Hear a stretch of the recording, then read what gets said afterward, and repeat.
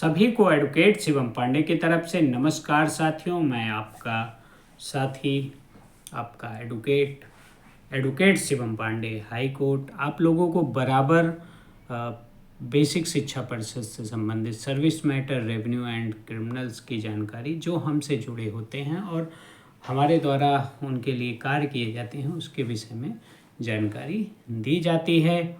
इसी सापेक्ष आज आप लोगों को 69,000 वैकेंसी के संदर्भ में कुछ जानकारी देने के लिए आज यहाँ उपस्थित हुए हैं।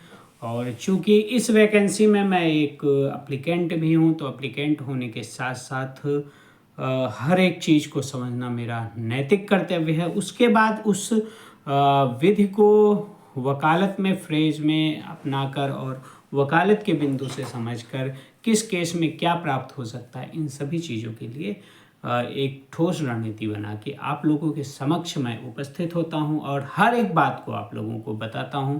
जैसा कि आपको पता है कि 29,334 शिक्षक भर्ती में मेरे द्वारा पूर्ण पैरवी की गई और 2016 से आज तक जो सरकार की कमियां थी, उन कमियों को बराबर खोजकर एक सटीक दिशा में कार्य किया गया, जिसका प्रतिफल यह प्राप्त हुआ है कि उसमें एक अच्छा आदेश आया है। पेटिशनर्स को लाभ मिलने की प्रबल संभावना है। अभी आदेश प्रेषित नहीं हुआ है, लेकिन साथियों आदेश के कुछ पॉइंट मैंने वहाँ मेरे साथ जुड़े हुए 29,334 शिक्षक भर्ती में जो मेरे साथ जुड़े हुए अभ्यर्थी थे, उन सभी लोगों को बता दिया है कि क्या आदेश आएंगे, क्योंकि पूरी सुनवाई के दौरान मैं वहाँ उपस्थित था। इसी क्रम में हम आगे बढ़ते हैं। 29,000 के बाद 69,000 वैकेंसी की 69,000 वैकेंसी में साथियों आप यह समझ लें कि 11 तारीख को 50 नंबर पर केस लगा हुआ है।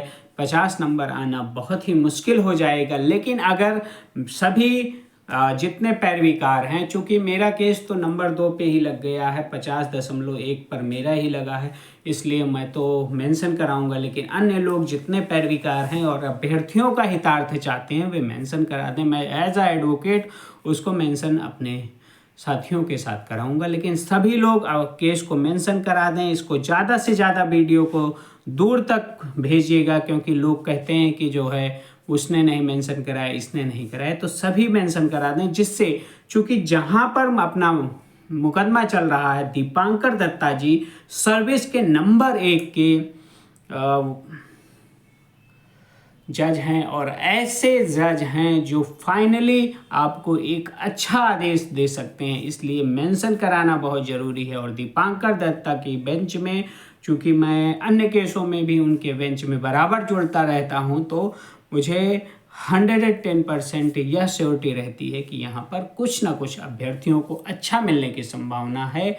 इसलिए मैं आप लोगों से फिर कह रहा हूँ, आप जहाँ भी जुड़े हुए हैं अपने पैरवीकार से कहिए कि मेंशन जरूर करवाए अधिवक्ता के माध्यम से, जिससे 12 बजे जो वो मेंशनिंग केस लेने का टाइम निर्धारित किए हुए हैं, वो उस टाइम पर अपना केस आ जाए और जैसे ही अपना केस आएगा एक बड़ी लीड हम लोगों को मिल सकती है। इसलिए साथियों आपको हर एक प्रकार से जिस पैरवीकार के माध्यम से आप जुड़े हैं कोर्ट में, उनको बराबर कह दीजिए कि केस को मेंशन करवा के जो टाइम फिक्स होता है मेंशनिंग पीरियड का, मेंशनिंग केसों के लिए, उस टाइम पर हमारा केस आ जाए। इसलिए वे पैरवी जरूर करें। यदि आप जागृत होकर बार बार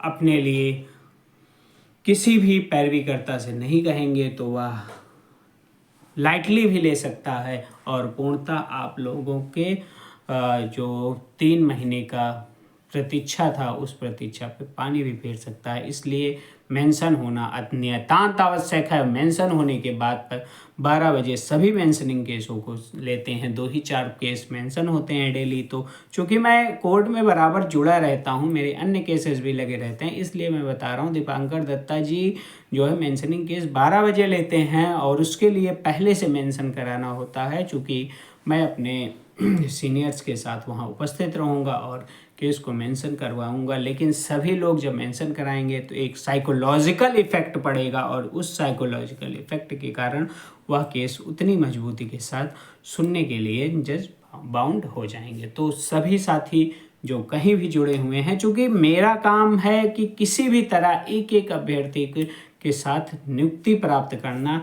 मेरा कार्य यह नहीं है कि सिर्फ पैरवी के नाम पे आप लोगों को गलत चीज़ें बताना। तो मैं स्पष्टता आप लोगों को बता देना चाहता हूँ कि 11 तारीख को सभी लोग तैयार रहें और एक बृहद और एक शुभ अवसर के अनुसार आगे बढ़ें और चीज़ों को सही ढंग से डिस्क्राइब करते हुए माननीय सर्वोच्च न्यायालय दीपांकर दत्ता जी से एक बड़ा आदेश प्राप्त कर सकें, क्योंकि इस भर्ती के बाद आने वाले समय में कोई भी वैकेंसी मुझे अभी दिखाई नहीं पड़ रही है कि हाँ अभ्यर्थियों का हितार्थ हो जाएगा। इसलिए इसमें पूरा का पूरा जोर लगा देना ही न्याय उचित होगा। जैसे 29,334 शिक्षक भर्ती में मैंने अपना पूरा जोर लगाया और वहाँ पर अभ्यर्थियों के लिए, अभ्यर्थियों के हितार्थ एक बड़ा निर्णय आया। उस बड़ा निर्णय के साथ साथ विभिन्न अभ्यर्थियों के घर में नौकरी रूपी वरदान जाने वाला है। ऐसे ही 69,000 में जितने भी पैरवी करता हैं,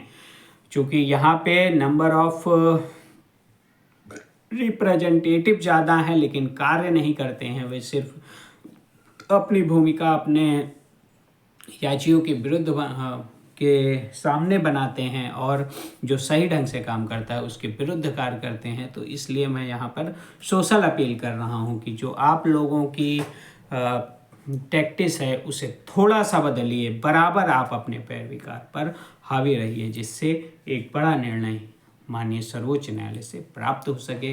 क्योंकि डबल आरक्षण का मामला बहुत ही पेचीदा है और सबसे बड़ी बात है कि यहाँ भी तय होना है कि यह भर्ती का रिक्रूटमेंट प्रोसेस कब स्टार्ट हुआ था, जो EWS केस में भी सहायता करेगा और आंसर के साथ ही भी इसी निर्णय के आधार पर आगे नौकरी पाने के पात्र होंगे। इसलिए इस मामले को जल्द से जल्द निस्तारित होने के लिए एकजुटता के साथ साथ आपके ठोस रणनीति का होना बहुत आवश्यक है। आप लोग पूर्णतः धैर्य बनाए रखें। 11 तारीख को जैसी भी स्थिति बनेगी और जो भी सुनवाई का सार होगा, मैं आप लोगों के समक्ष अपने इसी वीडियो के, इसी चैनल के माध्यम से या लाइव आकर या वीडियो के माध्यम से आप लोगों को सूचित करूंगा। आप लोग थोड़ा सा धैर्य रखें, अधिकतम मिल सकता है। जैसा कि 29,334 शिक्षक भर्ती में आपने देखा कि एक अच्छी रणनीति के तहत चलने पर